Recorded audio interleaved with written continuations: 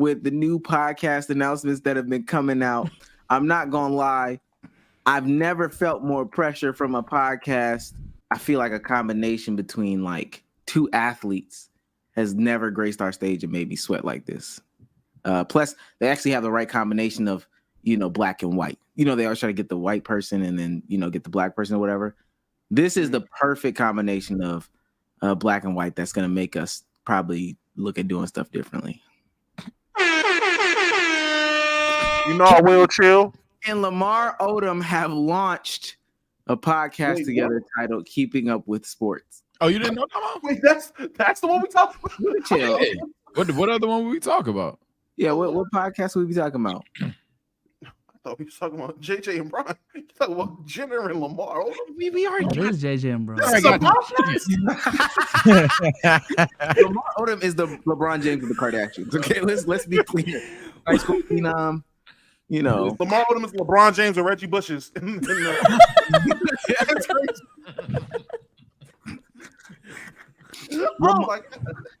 What is Lamar Odom?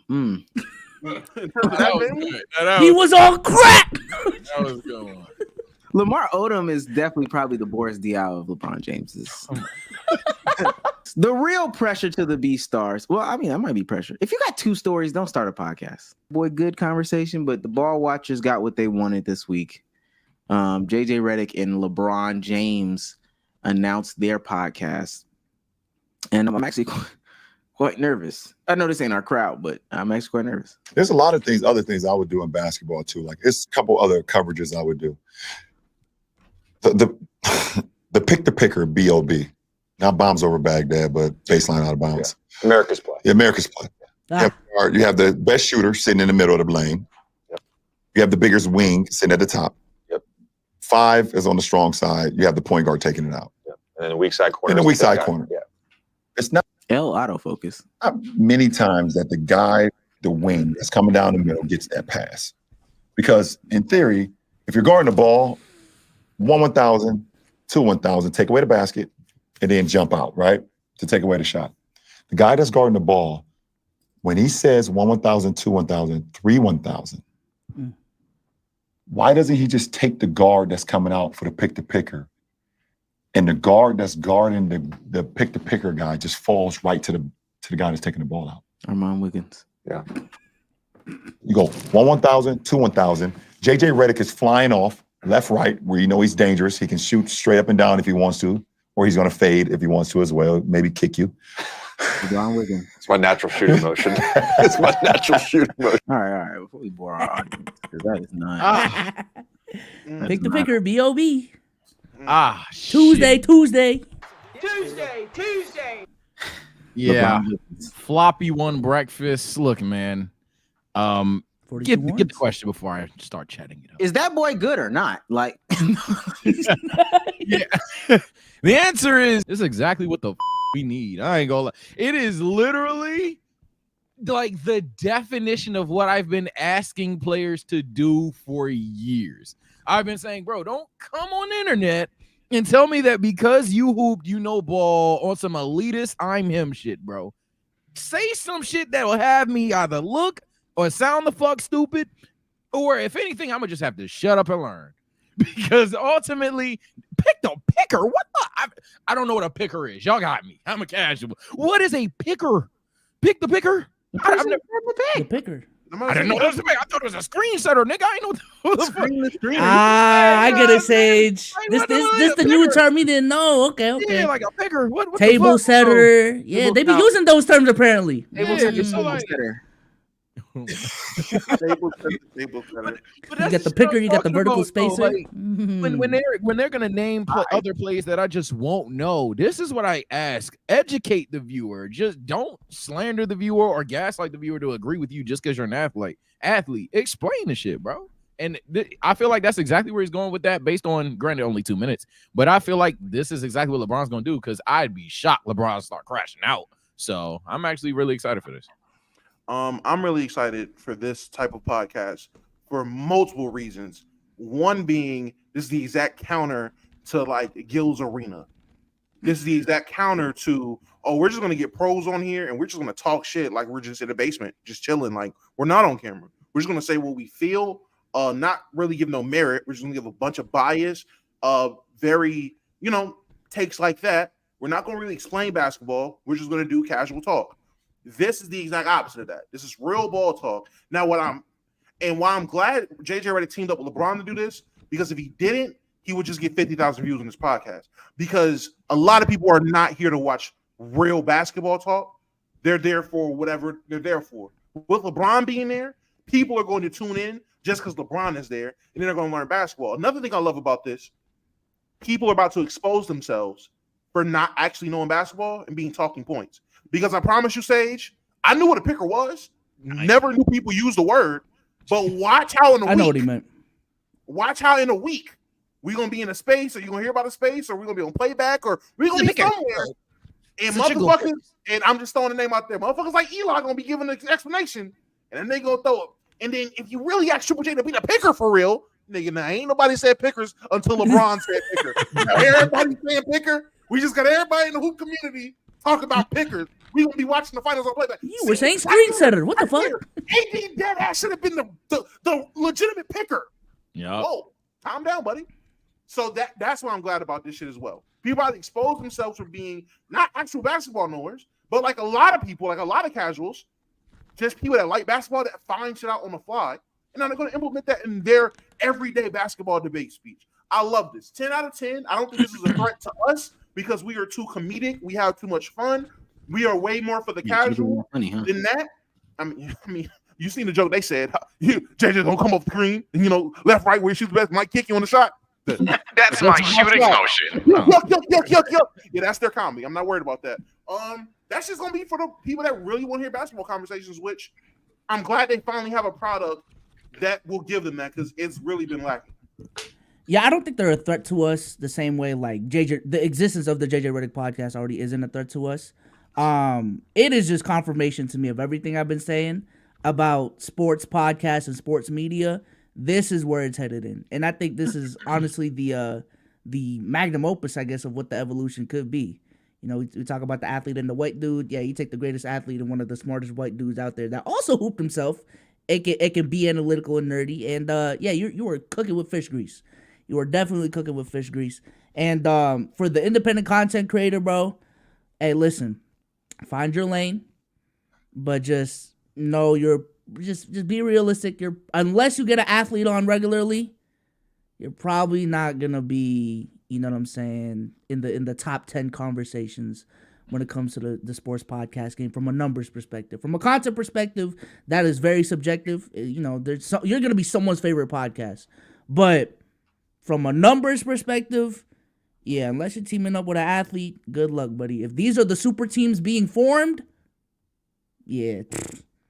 Another thing, too, that's great about this, people are not about to be able to just pull up and shit on these clips.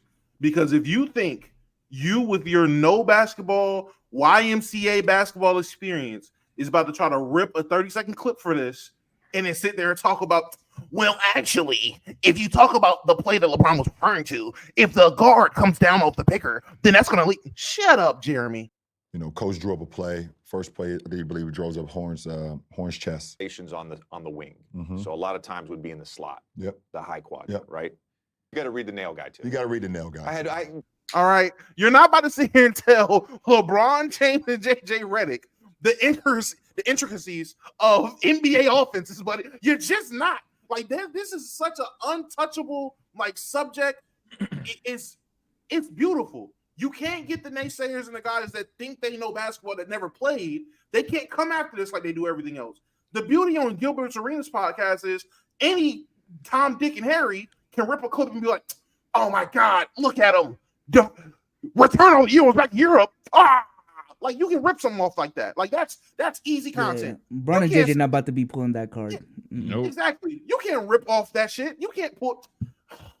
If you're talking about JJ going left to right, really, JJ should go right to left. You can't pull that with them. That's not going to work with these. So that's beautiful.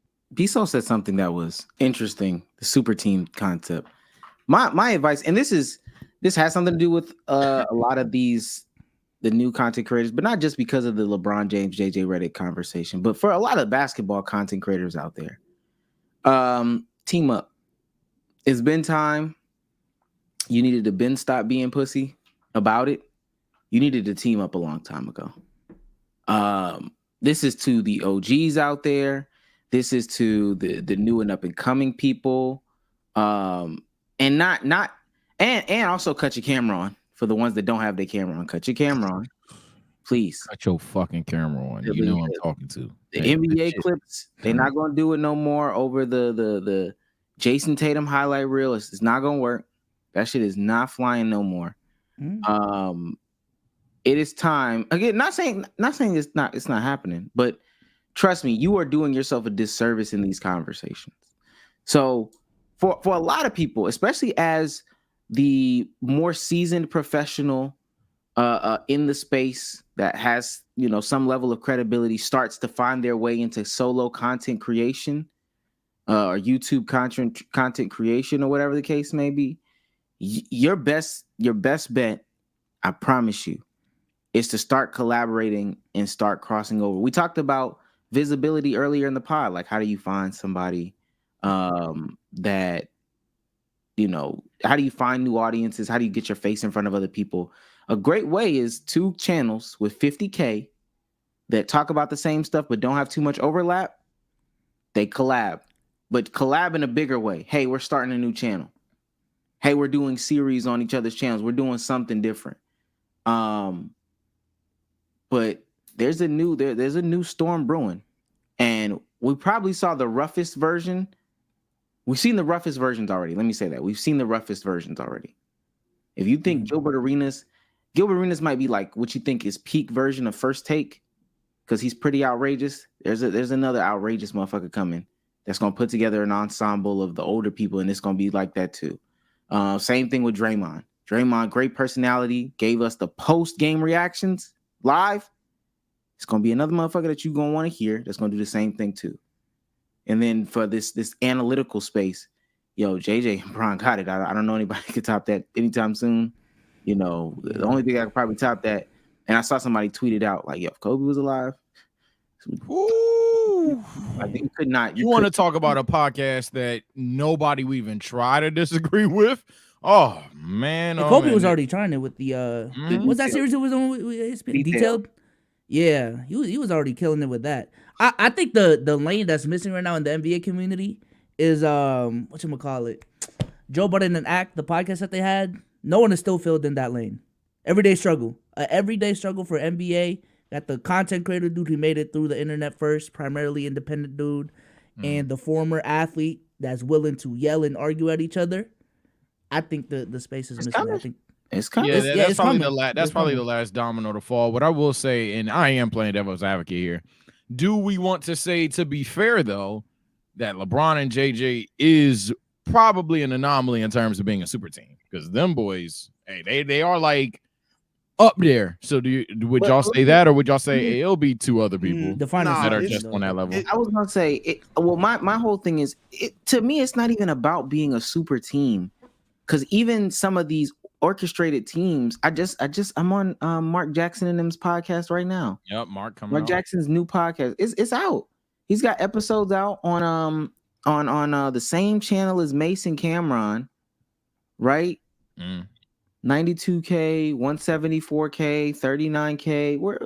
We're 5 episodes in or something like that. Oh, they a little bit deep. I know, yeah, 7 in there. Yeah, they're in pretty deep, and they're already pulling great numbers, and it's him and his son.